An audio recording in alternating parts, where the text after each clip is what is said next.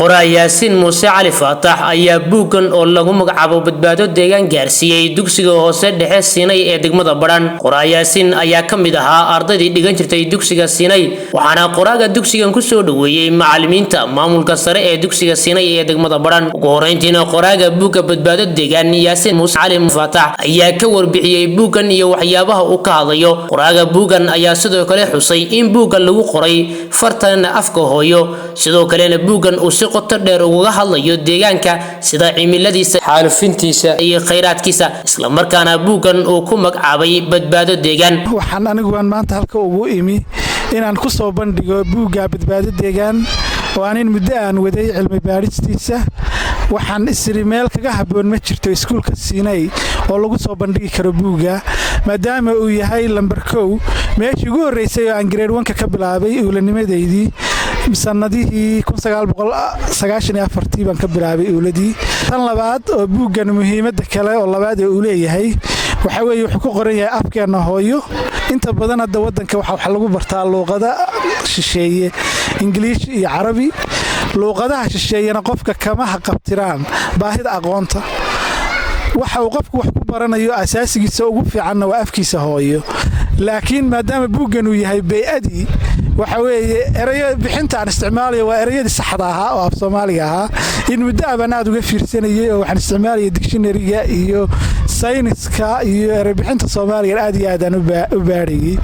marka intaas buugu wuxuu kale oo ka hadlayaa hadii la yiraahdo wuxuu ka hadlayaa qaybta koowaad, wuxuu ka hadlayaa juqraafiga, cimilada wadanka, kheyraadka wadanka, kaymaha, beeraha, biyaha, waxyaabahaas oo dhan ka hadlayaa. qaybta labaad buuga waxay ka hadlaysaa xaalufinta deegaanka gaaray, dhaawaca gaaray. waxaan kale aad uga hadlay badda laftigeedu bi'adii bay ka mid tahay oo kalluumaysiga sharci darrada ah iyo sunta badda lagu shubay iyo sida ay deegaanka u saameysay iyo sida wax looga qaban karo.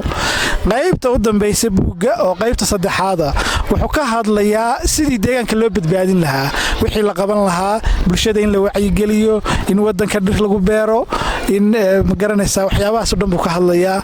iyo in waxbarashada lafteedana maaragtay deegaanka laftigiisa ardaydu ay wax ka bartaan oo buugaagta ay access u yeeshaan. dhanka kale maamulka iyo macallimiinta dugsiga hoose dhexe ee Siinay ayaa qoraa Yaasiin ku soo dhaweeyay dugsiga, sidoo kalena uga mahad celiyay buugan uu soo gaarsiiyay ee lagu magacaabo badbaado deegaan. runtii waan soo dhaweynaynaa walaal Yaasiin, farxad weyn bay noo tahay. waxa kale oo aan uga mahad celinaynaa sida uu u xusuustay iskuulkiisii, macallimiintiisii oo uu qayb noo tilmaamay wuxuu dhigi jiray wax dhintay iyo wax noolba. marka Yaasiin aad baan u soo dhaweynaynaa buugan oo ah buug runtii macno weyn xambaarsan oo waliba qaybtiis aan u malaynayo manhajka in lagu dhigto iskuulka. macnaha buuganina wuxuu noo leeyahay qiimo gaar ah. aad baan nooga mahad celinaynaa, waanuna soo dhaweynaynaa. waxa weeye waanuna ka gudoonayaa sino walaal buugta aad iyo aad baad noo mahadsan tahay, waadna asiibtayo macnaha runtii uu ku haboon yahay iskuulkan maadaama manhajkan iyo luqadaba lagu dhigto. waanu kaaga mahad celinaynaa. joognaa oo booqasho noogu yimi Yaasiin Muuse Cali Faatax oo xaqiiqatan kamid ah ardaydii ka soo jeeday dugsigan hoose dhexe Siinay. Yaasiin wuxuu noo wadaa oo dugsiga keenay dabcan buugaagtan ee la yiraahdo badbaado deegaan oo runtii aad iyo aad muhiim u ah. waanu soo dhaweynaynaa, waana ku faraxsanahay arday kamid ah ardaydii Siinay ka soo jeeday oo saaka buu ka hadlay deegaanka wada iyo booqashada uu nagu soo booqday dugsiga hoose dhexe Siinay.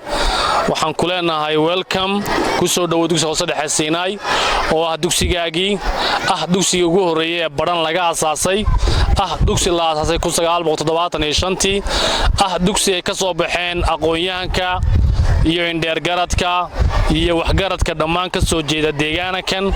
aad iyo aad baan kugu soo dhaweynaynaa.